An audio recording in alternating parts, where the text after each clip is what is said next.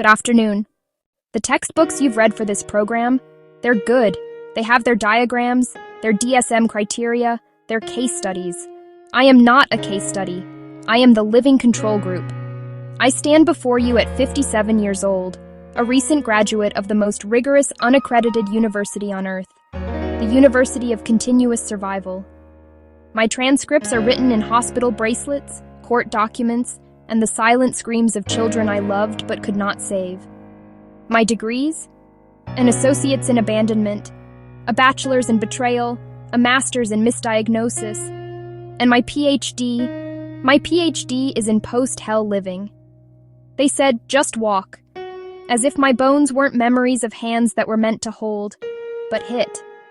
As if my nervous system wasn't a cathedral of fire alarms, all ringing at once. They don't love you. As if that was news. The news wasn't the absence of love.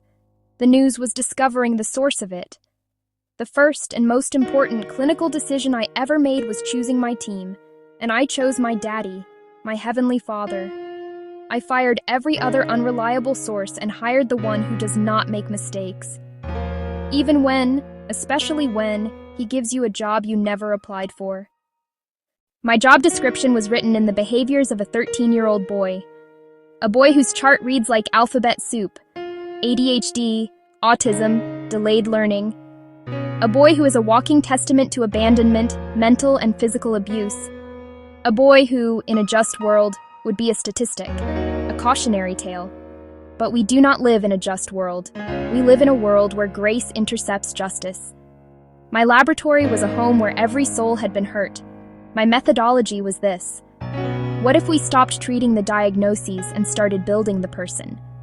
What if clean your room wasn't a chore, but a neurological exercise in sequencing? What if pick your clothes wasn't a fight, but a lesson in executive function? What if a trauma doll wasn't a toy, but a projective map of a nervous system learning to speak? I am not just a caregiver. I am a neuroarchitect. I am a spiritual electrician, rewiring a house where all the lights were blown out by the same storm. And here is the manifest I am building toward, the data from my future I am speaking into existence.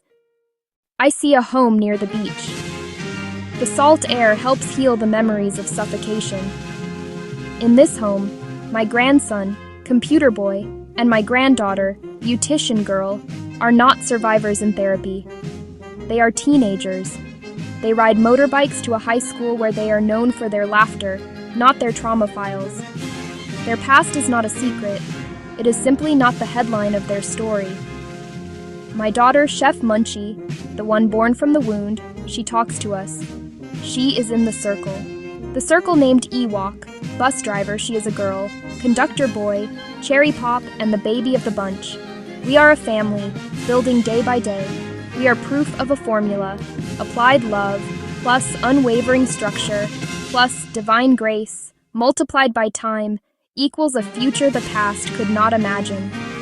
The devil's job is to kill, steal, and destroy.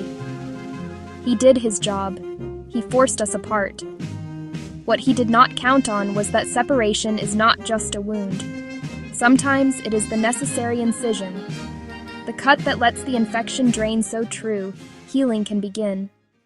So, to the academics I say, respect the textbooks, but worship the living document. To the clinicians I say, diagnose the problem, but invest in the person. And to anyone in this room who is holding a job description they never wanted, a sick child, a broken family, a pain that seems tailor-made to destroy you, I say, you were not given this because you were weak. You were assigned this because you are a specialist. Your tuition is paid in tears. Your curriculum is written in chaos. Your graduation is not a ceremony. It is a daily decision. I buy a cap and gown every single year. Because every year I survive, every year I heal, every year I love against the odds, is a commencement. I am walking the stage right now. And my father, my heavenly CEO, is in the front row. He doesn't make mistakes, he makes generals. Thank you.